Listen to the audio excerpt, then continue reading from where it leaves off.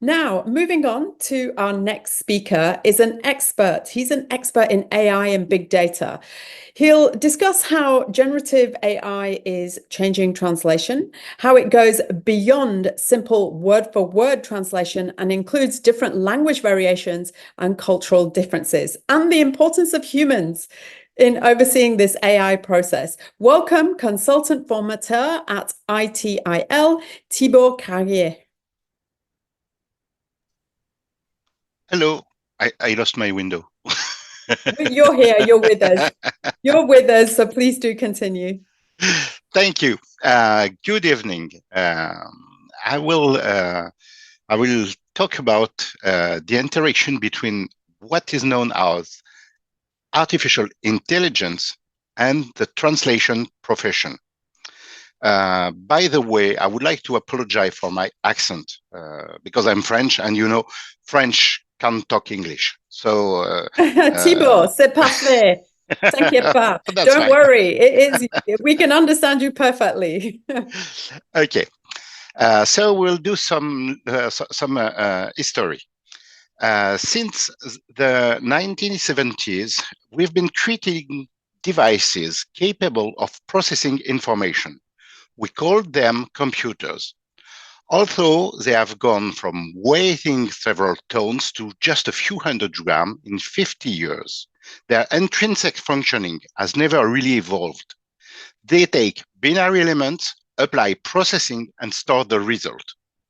Those machines have become easier and easier to program, but programming is still based on activities that we know how to do and that we have mastered.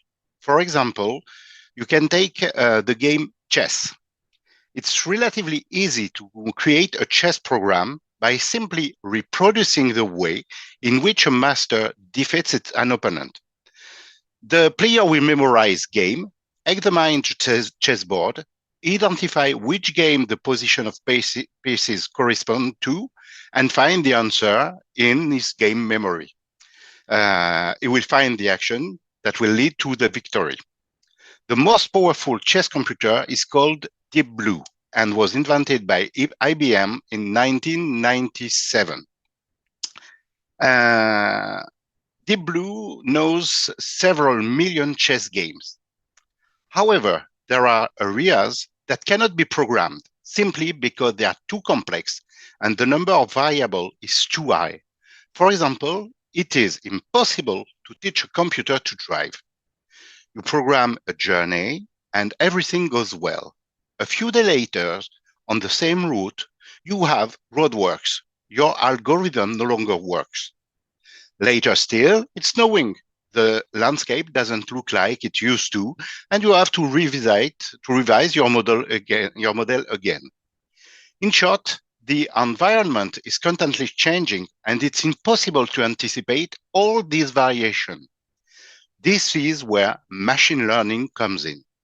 In this approach, the machine is not programmed to perform a task, but it's programmed to learn. An instructor, who may also be an electronic machine, will show how to drive the car. The learning system is rewarded when it does well and reprimanded when it makes mistakes. This approach, which is also used to train animals, is called reinforcement learning. It is what gave rise to the artificial intelligence. That's the basic of artificial intelligence. The main problem with this approach is that you need a huge volume, a huge amount of data to learn anything. And it's virtually impossible to use AI on subjects where we don't have enough data to learn from. The artificial intelligences we use for translation have come a long way. Till now, so much software has been created, from the ancient Yahoo's Babelfish to the very powerful DeepL. However, they still have the same shortcoming. Language, type, and context. And you will be able to understand the big picture after that explanation.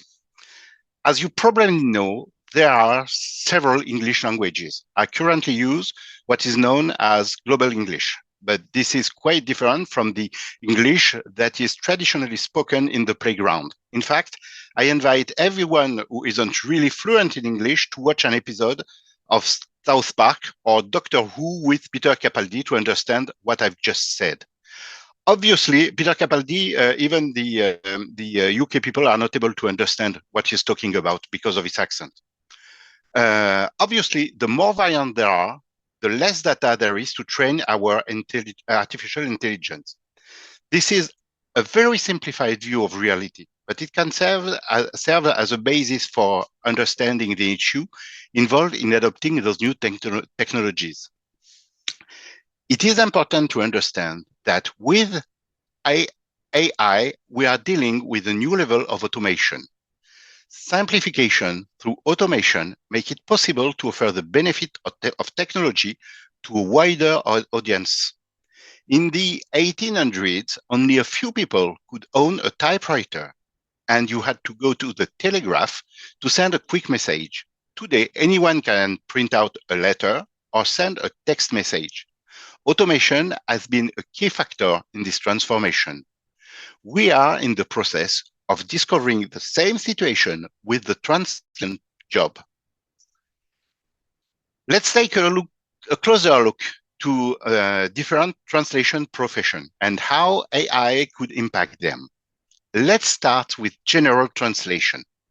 This covers the translation of letters, correspondence, press articles, and brochures. One of the major transformations underway is the use of AI to enable freelancer or small structure to save time and deliver documents very quickly in different languages. This will bring about a major transformation in the field of communication and small advertising structures. In a few years' time, the quality of translations and tools will have evolved to such an extent that a freelance author will publish his book in his native language, and it will instantly be available in several languages on different markets. The translation of specific area of expertise is also a work in progress. Knowledge documents are widely available in English. Corporate repositories, such as COBIT or CMMI, are not translated in all languages. To put it more simply, either you learn English or you rely on other while waiting for translation of the scientific or economic article that concern you. The arrival of conversational artificial intelligences such as Gemini or ChatGPT has revolutionized access to this knowledge. You can now ask this artificial intelligence virtually anything as long as the information is in their knowledge base. It gets even better. The knowledge bases are fed by articles that exist in any country and in any form. ChatGPT searches for information in the language in which it found it and then translates it into the language in which the question was asked. The impact of this development is major, both for the translation profession and for the dissemination of knowledge on a global scale. Then there is the field of audiovisual translation. Here too, we are going to see a major revolution. Until now, if you want to provide audio-visual contents in different languages, you had to go through an obstacle course. First of all, you had to decide whether your translation should be based on replacing the voice or adding a voiceover or just adding subtitles. In all cases, it was essential to call on the service of professionals capable of translating text, dialogue, and other comments. Finally, you opt for voiceover. If you opt for voiceover, you have to call the service of a narrator, of an actor, to read the text. Today, not only we do have systems capable of generating subtitle translation in real time with various degrees of success, but we also have software that translate and synchronize the spoken text with lips movements. The latest innovation in the field even make it possible to play on the intonation of specific to a given language or situation. However, it is currently impossible to do this in real time, but it will only be a matter of years before this technology begins to spread everywhere.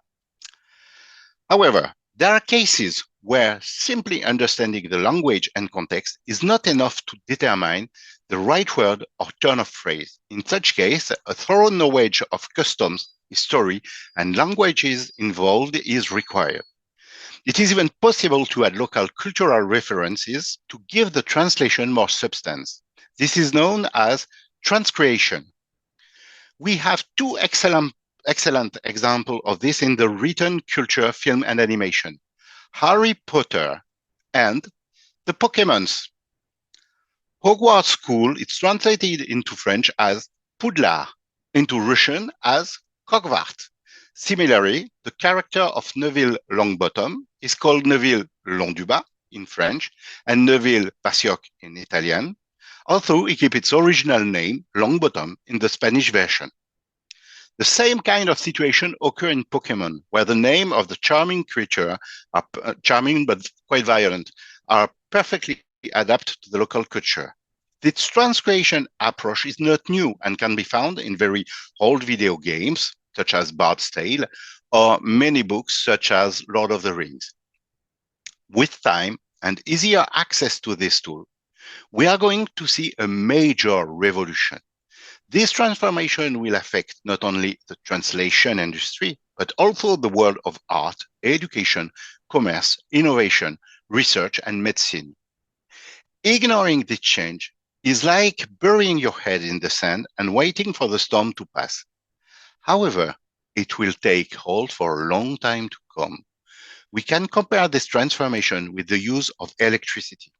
Today, electrons are everywhere, and we don't even notice them anymore, whereas 130 years ago, they were one of the major attractions of the Chicago World's Fair in 1893.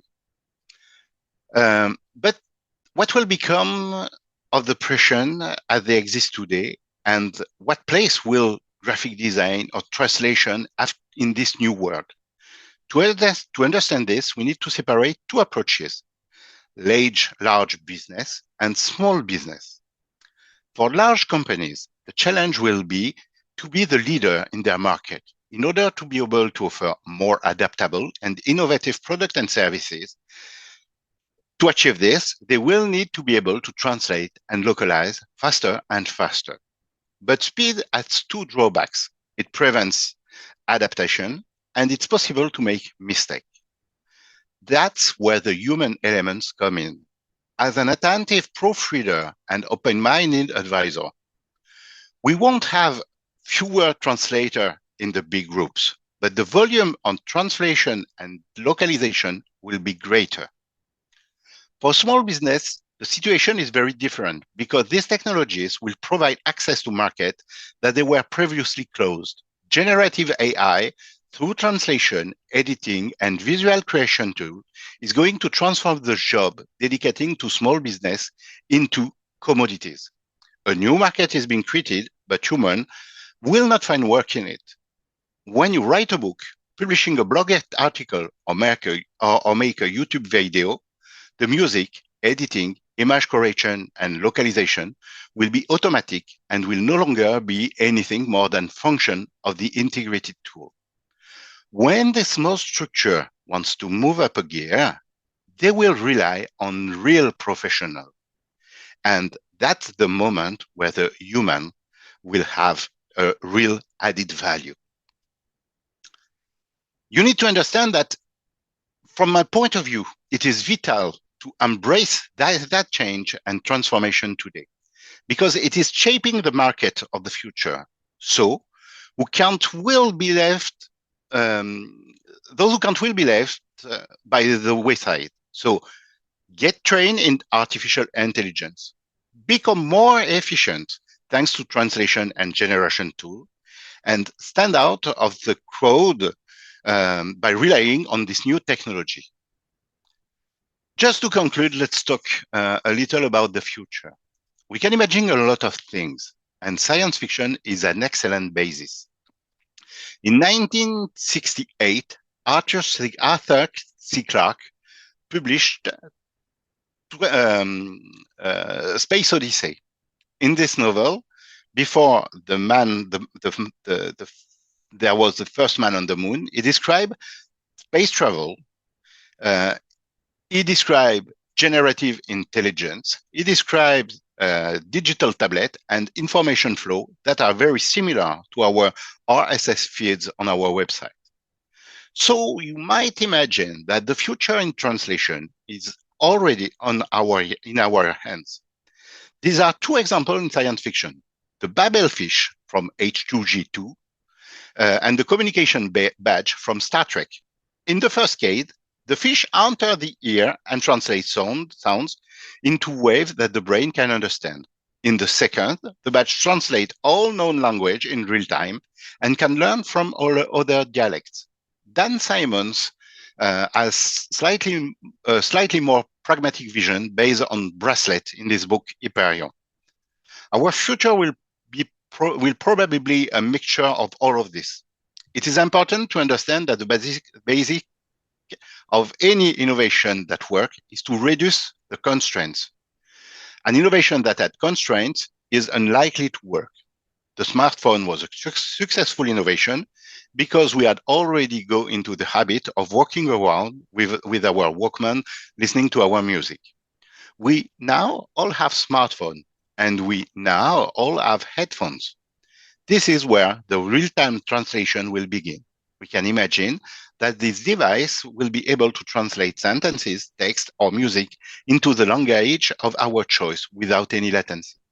In the future, we will no doubt have implants, or not, ask Elon Musk, that will enable us to hear directly in the desired language and read text as if they were just written for us. Just to sum up, the development of artificial intelligence should not be seen as a threat, but it's an opportunity. Today, 95% of the work is done by human and 5% by machine. Tomorrow, 80% of the work will be done by machine and 20% by human. But this 20% will be much more interesting than the 95% we are dealing with nowadays. And there will be areas where technology will not be able to resolve every situation, simply because they will be too rare. They will appear so few to have enough data to train model on them. In these areas, women and men will shine even more thanks to their infinite adaptability. There are still many areas of incompetence in AI, and there will be for years to come. Let's not let them fighting them, but let's use this technology to stand on the shoulder of giants to see a broader, a bigger horizon. Thank you.